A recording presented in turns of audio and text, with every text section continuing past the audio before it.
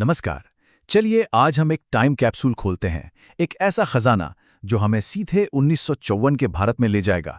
ये है अखंड ज्योति का मार्च 1954 का अंक, जिसे लिखा था युग ऋषि पंडित श्री राम शर्मा आचार्य जी ने।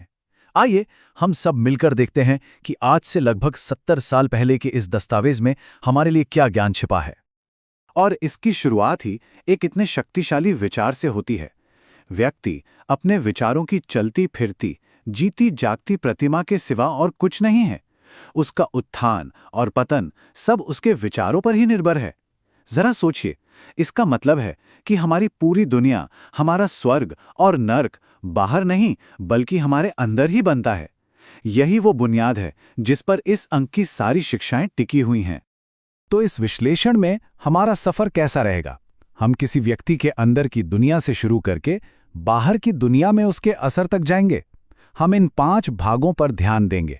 एक कालजयी आवाज, विचार की शक्ति, साधना का अनुशासन, कर्तव्य, सेवा और समाज, और आखिर में इन सब का निचोड़।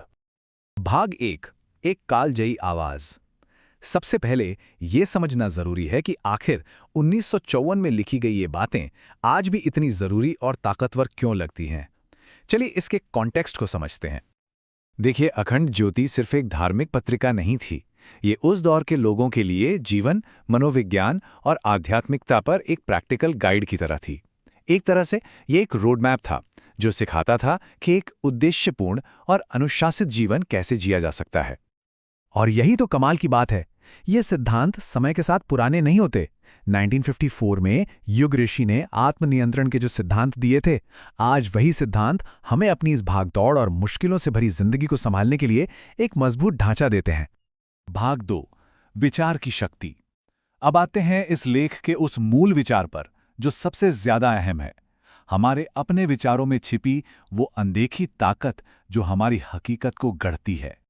यहाँ एक बहुत ही दिलचस्प आइडिया सामने रखा गया है कि हमारे विचार सिर्फ ख्याली पुलाव नहीं है।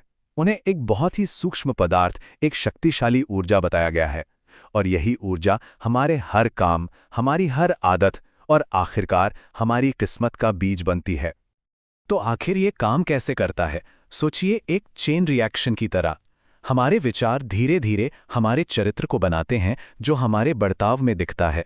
यही बर्ताव हमारी कामयाबी या नाकामी तय करता है, हमारे आसपास का माहौल बनाता है और हमारे अच्छे बुरे गुणों की जड़ बन जाता है। और अंत में यही सब मिलकर हमारे भाग्य की कहानी लिखते हैं।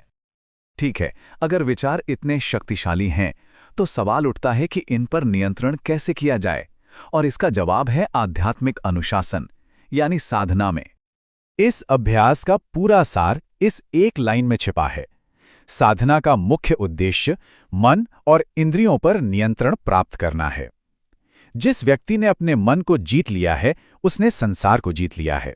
मतलब असली लड़ाई बाहर नहीं, हमारे अंदर है। जब हम अंदर जीतते हैं तो उसका असर बाहर की दुनिया पर अपने आप दिखने लगता है। तो इस मन को साधने का रास्ता क्या है? यहाँ एक 4 स्टेप का प्रोसेस बताया गया है। सबसे पहले मानना, ये स्वीकार करना कि हमारे विचार ही हर काम की जड़ हैं।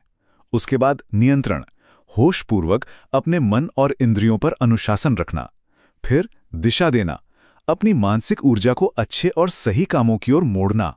और सबसे जरूरी, लगे रहना, ये समझना कि खुद पर महारत हासिल करना एक दिन का काम नहीं, ये जीवन भर चलने वाला एक प्रयास है। भाग 4, कर्तव्य, सेवा और समाज।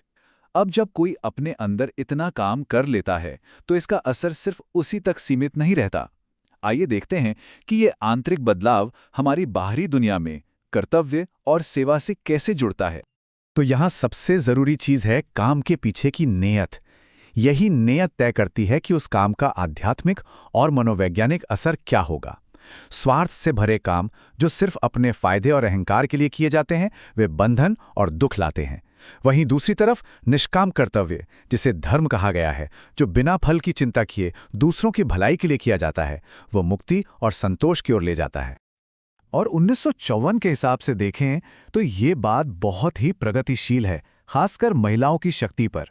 इसमें साफ साफ कहा गया है, नारियां ही राष्ट्र की वास्तविक शक्ति हैं।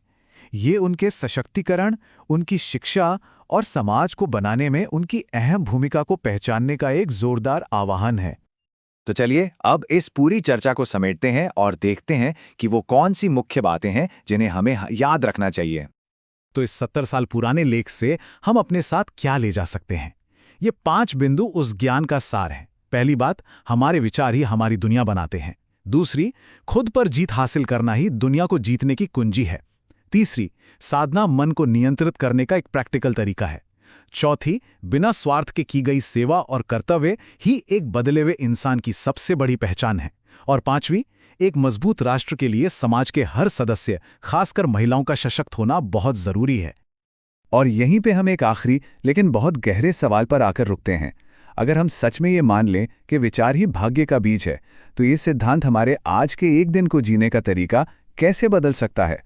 शायद ये प्राचीन ज्ञान किसी बड़े नाटकीय बदलाव के बारे में है ही नहीं, बल्कि उस छोटी सी जागरूकता के बारे में है जो हम अपने हर एक पल मिलाते हैं।